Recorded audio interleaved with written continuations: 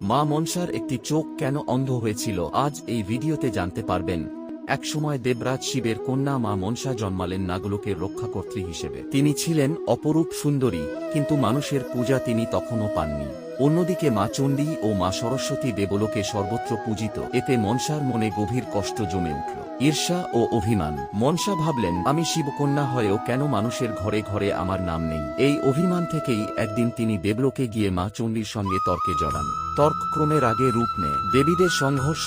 লোককথা অনুযায়ী সেই মুহূর্তে মা চণ্ডীর এক দৃষ্টি বা শক্তির আঘাতে মনসার এক চোখ ক্ষতিগ্রস্ত হয়। সে চোখ আর আগের মতো স্বাভাবিক রইল না। সেই থেকেই মা মনসা এক চোখা বা কানা বলে পরিচিত হন।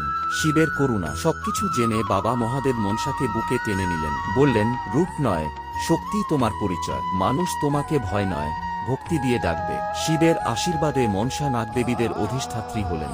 সাপের বিষ, রোগ, মহামারী থেকে মানুষকে রক্ষা করার ক্ষমতা পেলেন। মানুষের পূজা। পরবর্তীকালে চাঁদ সওদাগর, বেহুলা, লক্ষিন্দরের কাহিনীর মাধ্যমে মানুষ মনসার মাহাত্ম্য বুঝল। আজও বাংলার ঘরে ঘরে তিনি পূজিত। কানা চোখ নয়, করুণাই তাঁর আসল রূপ।